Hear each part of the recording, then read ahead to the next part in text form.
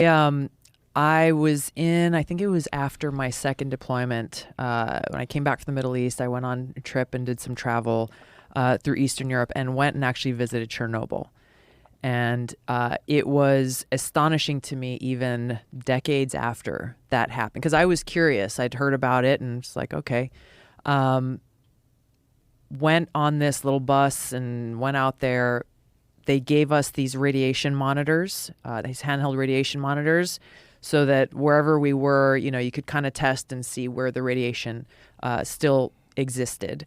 They're like, oh, you're going to see apple trees and things like that. Don't eat any of the fruit because it's contaminated. It is still contaminated decades later.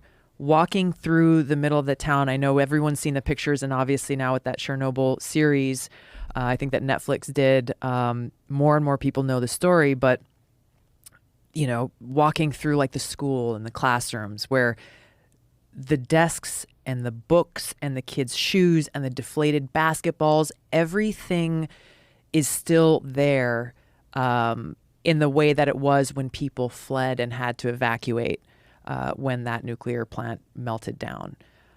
It was so eerie walking through there. You could almost kind of feel the heaviness of what happened there. And then as we were leaving after we left and were crossing back into Ukraine, we had to go through these before we got on the bus, we had to go through these radiation, kind of like the thing you walk through in TSA, except it tests for radiation to make sure you're not actually bringing any contaminants with you back into society. All of that is to say, this is what we're talking about. So you see that kind of video and you see how completely out of touch it is with the reality of what could happen in the event of a nuclear attack. And the fact that, Russia's got over 6,000 nuclear warheads. The United States has over 5,000 nuclear warheads, both countries making up 90% of the total number of nuclear warheads that exist in the world. And literally it would just take the flick of a match to spark this war off. And that's where say, okay, well, you hear President Biden say, well, this is Putin's war. This is Putin's fault. It's Putin who's the one who's solely responsible. Well, the United States and some of these European NATO countries are fueling this war and need to provide the leadership to bring about a negotiated outcome. That is exactly what needs to happen here to prevent the destruction of the planet and life as we know it. They're not doing that.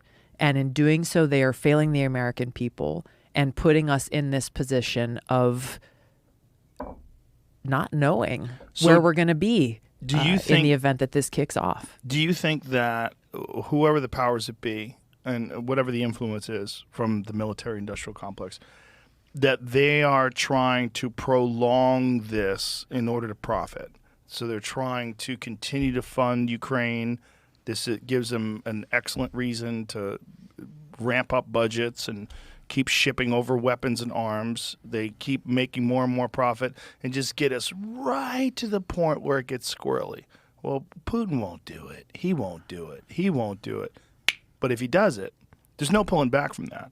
And the only reason why we would ever get to that point is because people are trying to make more money. That is certainly a major driver. I have no doubt about that. I am concerned that we may have passed that point already. You're talking about people pushing us right up to the line, and then just saying, well, the whole theory of nuclear weapons is one of mutually assured destruction, right? Like, there's no way Putin will ever launch this because of that fear of, like, okay, well, we will all be destroyed if that happens.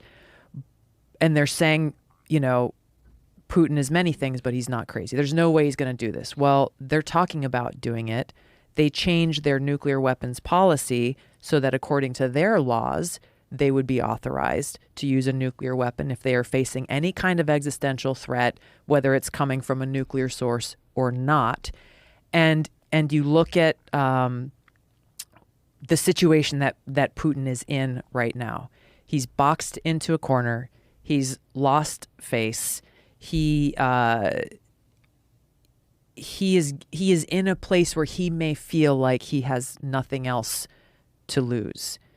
And you find that same kind of mentality in people who are, suicidal, or people who are bullied, or people who feel like their best option is a way out.